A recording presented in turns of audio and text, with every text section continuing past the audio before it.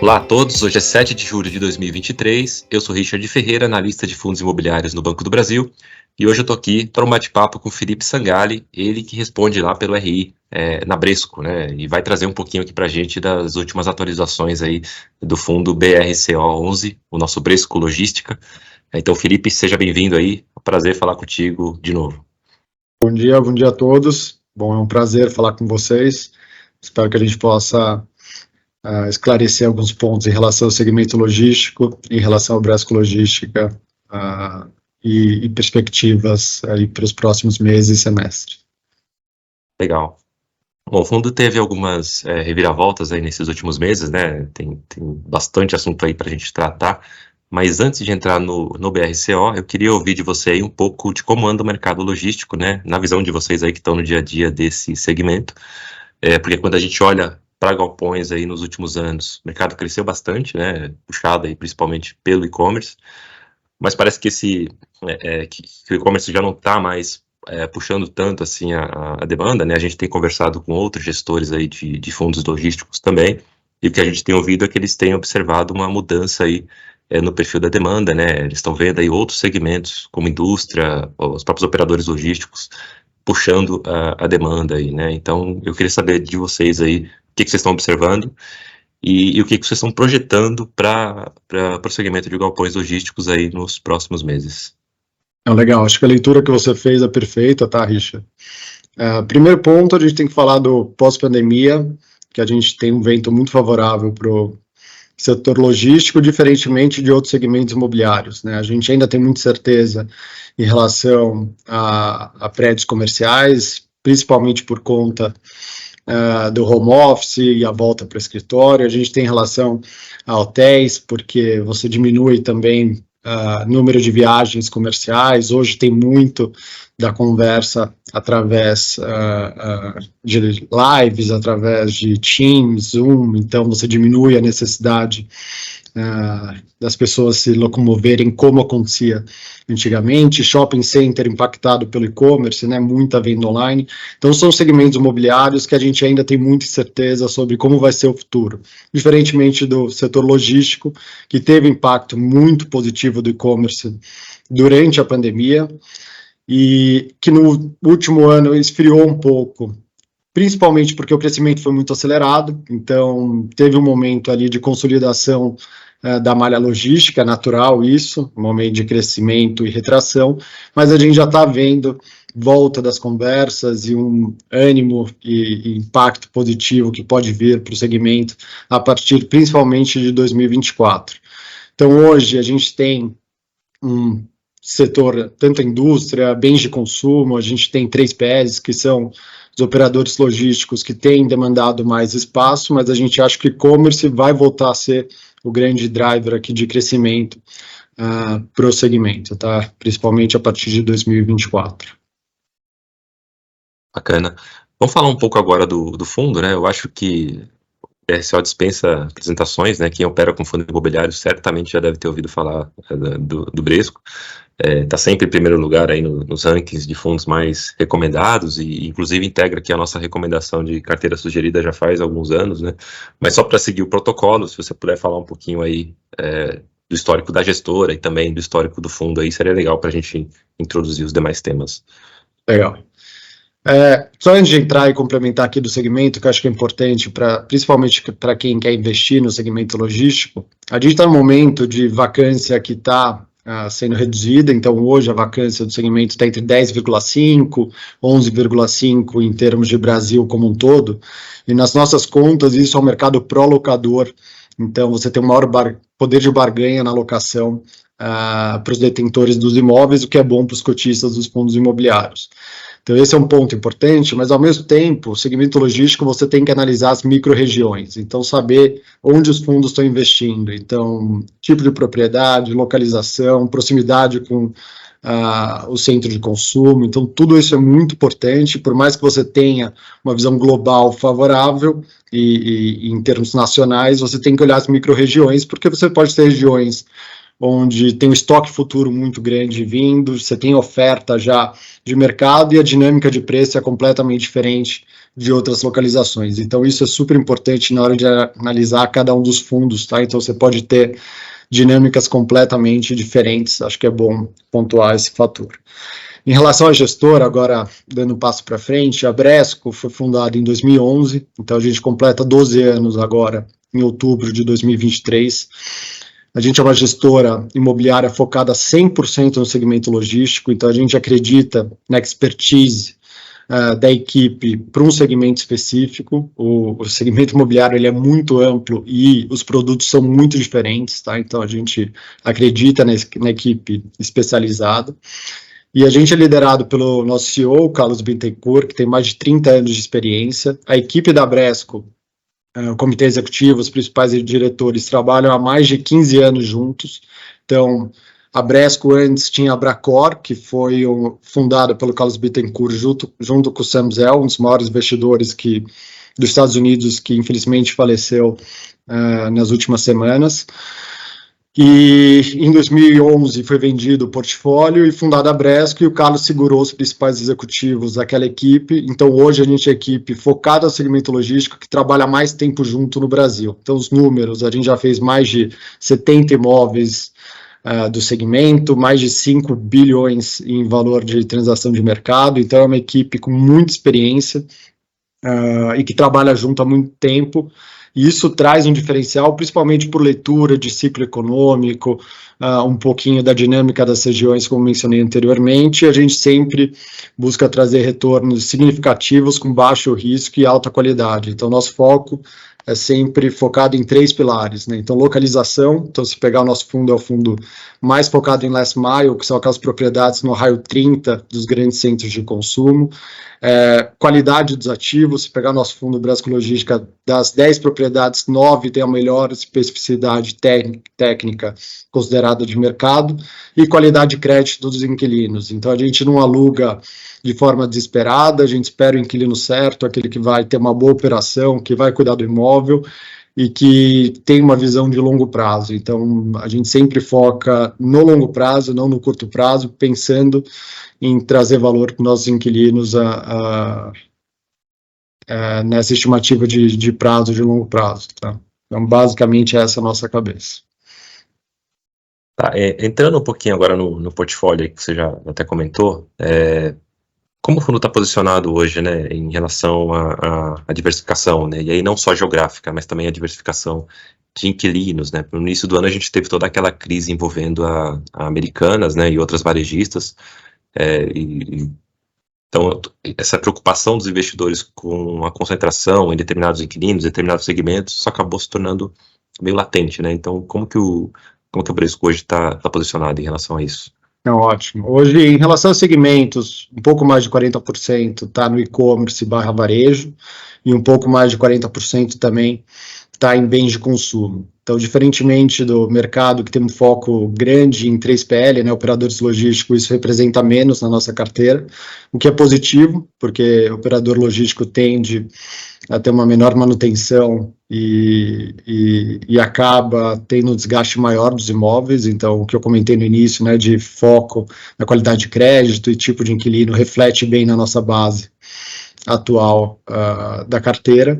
E a gente hoje também não tem nenhum inquilino representando mais de 20% da carteira. A gente tinha uma concentração um pouco maior antes da venda do imóvel Bresco São Paulo, que a gente vai mencionar um pouco, que era ocupado pelo GPA. Então o Pão de Açúcar ocupava tanto o Bresco São Paulo como o GPA CD4, e hoje a gente já reduziu essa exposição e não tem uma concentração tão grande, o que diversifica a carteira, mitiga riscos e diminui preocupação em relação a essa concentração que você pode ter com um único inquilino.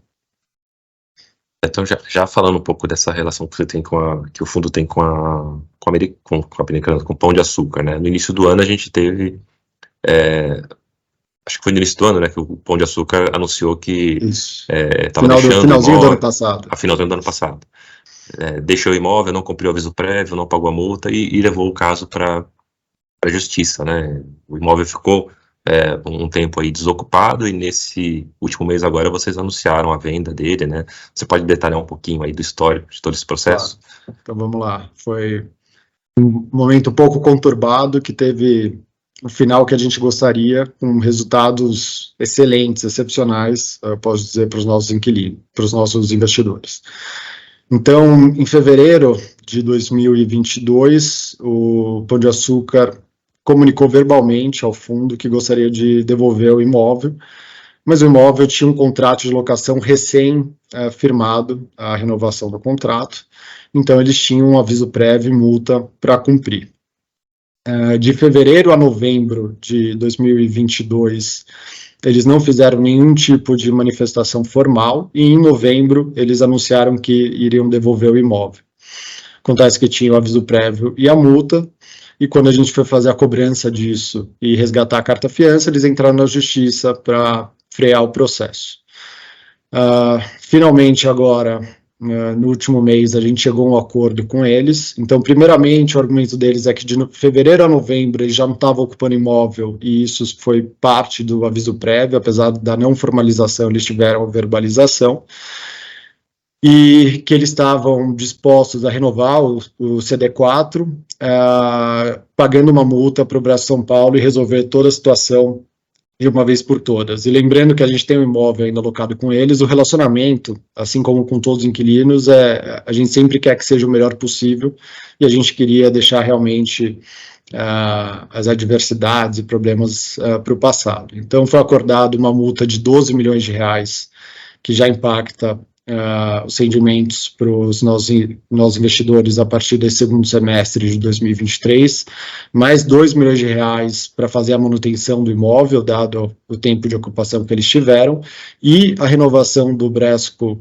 CD4, que é o imóvel na Anhanguera, cerca de 13% acima do contrato anterior. Então a gente renovou por mais 5 anos o contrato vigente do CD4 com renovação real.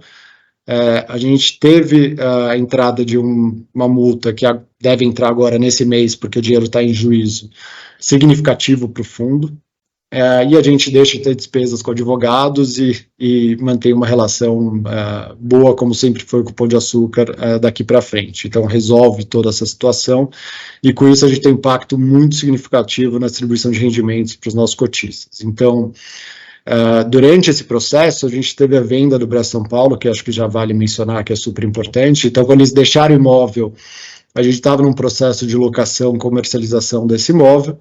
Acontece que nesse contexto que a gente comentou, onde o e-commerce deu uma esfriada, ele era o principal tomador de propriedades no last mile de São Paulo, onde a locação ela é mais cara.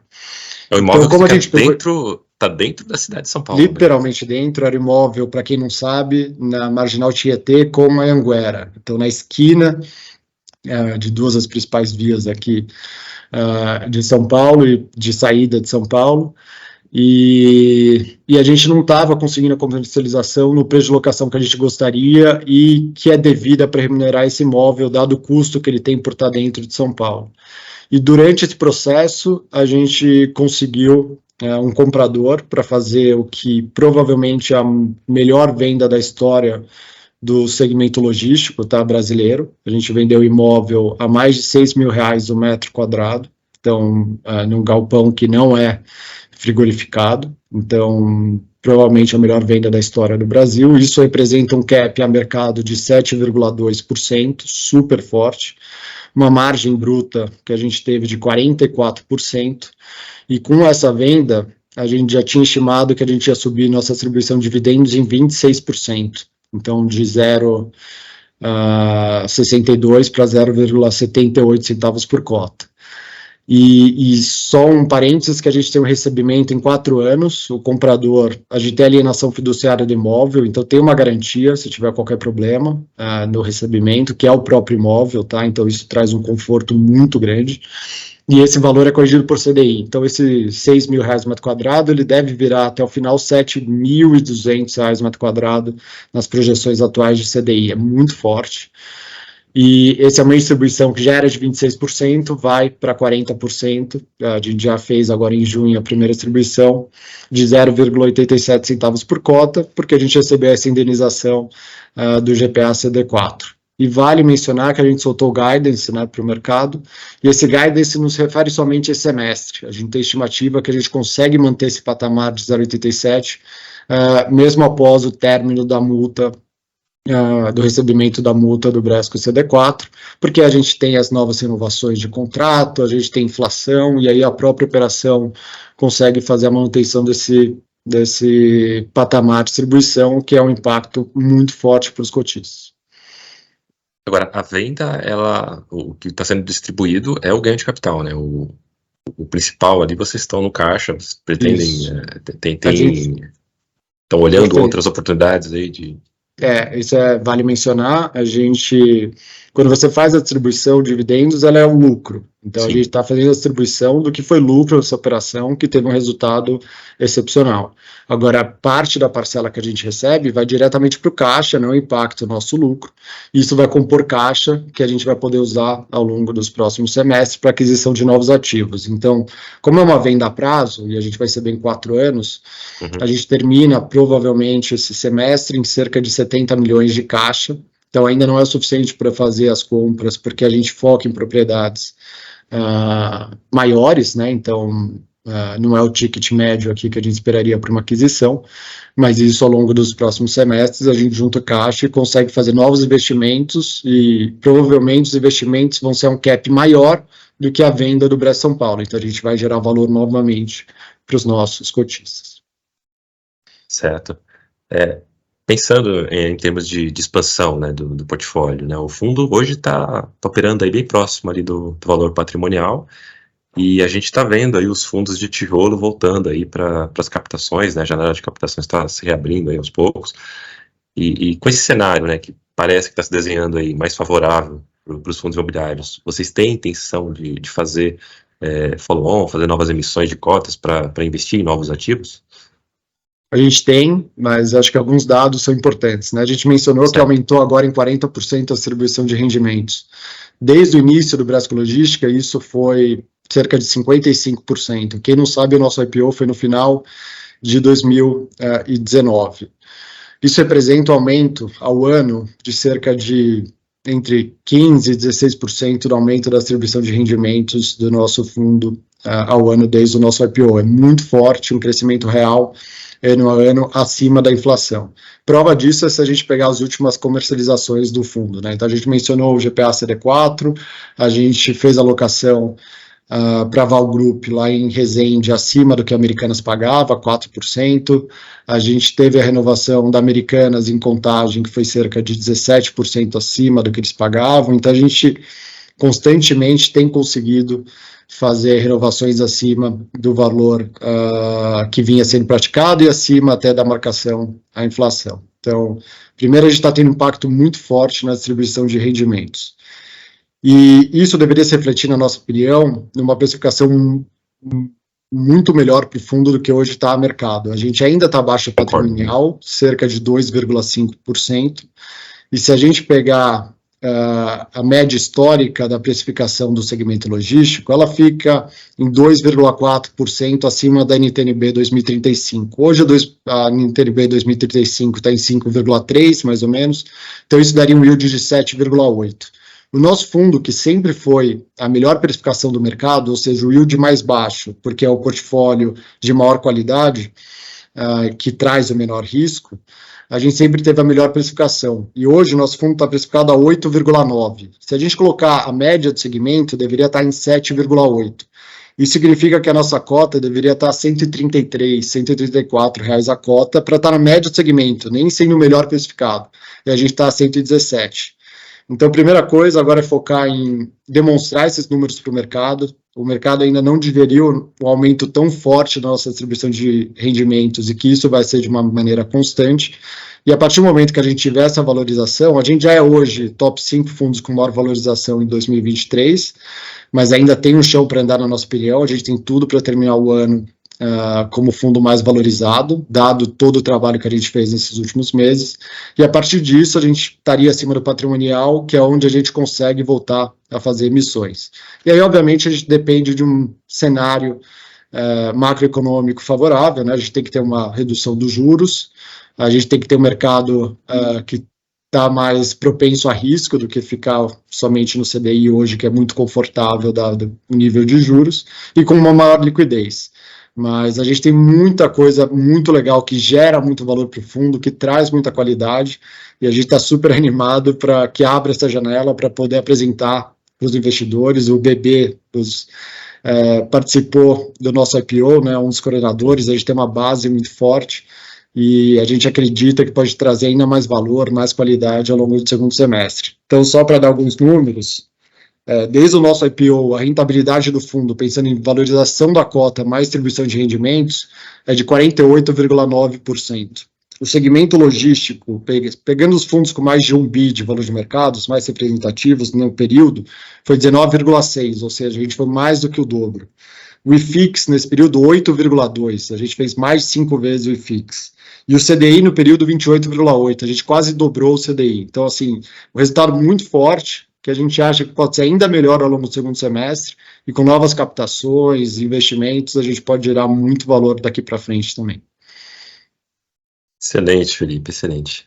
A gente está partindo aqui para a parte final do vídeo. Eu acho que a gente já abordou os principais temas do Bresco, né? E eu queria mais uma vez agradecer aí a disponibilidade, os esclarecimentos que você prestou aqui para a gente.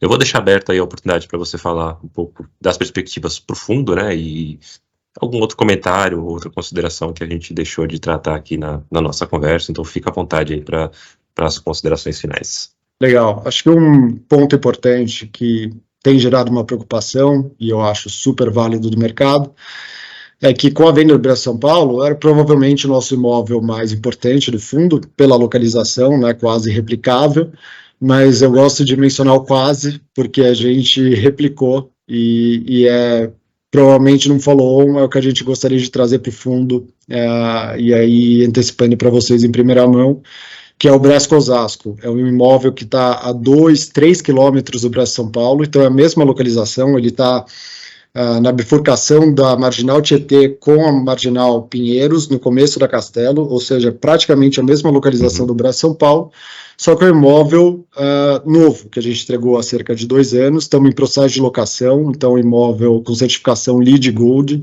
Last Mile, no raio 15 de São Paulo, um pouco menor, ela está mais...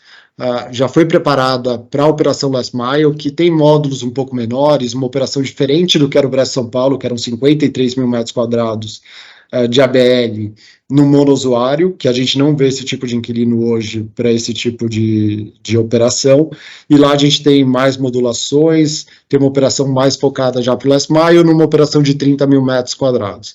Então, sempre tem essa pergunta, né, o que a Bresco vai trazer, e a gente vai fazer a reposição do Bresco São Paulo num imóvel de melhor qualidade, mesma localização e mais focada para a operação Last Mile. Então, a gente sempre pensou nisso, né, a gente vai vender, mas o que a gente vai trazer, como a gente vai fazer a reposição.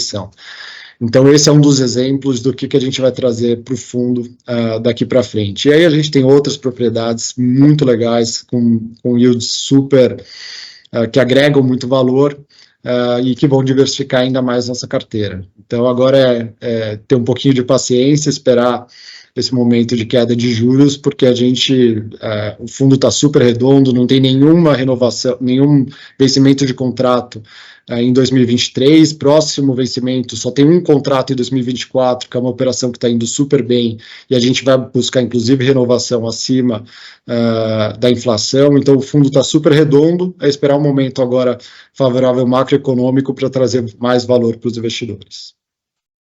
Muito bacana.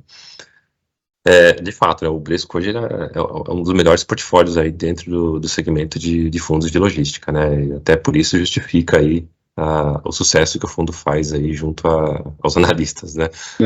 Acho que a gente está nos últimos 2 anos como fundo mais recomendado, e isso se provou agora nos retornos que a gente tem dado aos cotistas, e obviamente a gente vai buscar mais. E é um fundo, para quem, só dados gerais aqui que a gente acabou não falando, mas quase 70% das propriedades são last mile, mais de 80% da qualidade de crédito é investment grade ou duplo AAA no Brasil, das 10 propriedades, 9 têm melhor especificidade técnica, então um portfólio de altíssima qualidade que está gerando muito retorno, muita rentabilidade, com um dividend yield bem atrativo para o longo prazo. Sensacional. Felipe, muito bom o bate-papo, acho que a gente conseguiu abordar aí todos os temas as perguntas que chegam aqui para a gente também, da nossa rede, dos nossos clientes. A gente vai partir aqui para o final do nosso bate-papo. Eu sei que você está sempre à disposição aí da gente aqui, então, para os nossos clientes que ficaram com alguma dúvida em relação ao fundo, a gente está à disposição, pode acionar a gente aqui, ou a gente consulta o Felipe, caso não seja algo que a gente consiga endereçar aqui com base nos relatórios gerenciais. Mas, de qualquer forma, eu vou partir para o encerramento. Deixo mais uma vez aí o convite para os nossos investidores, para que eles acessem aí os nossos conteúdos, né, que estão disponíveis lá na página bb.com.br/análises.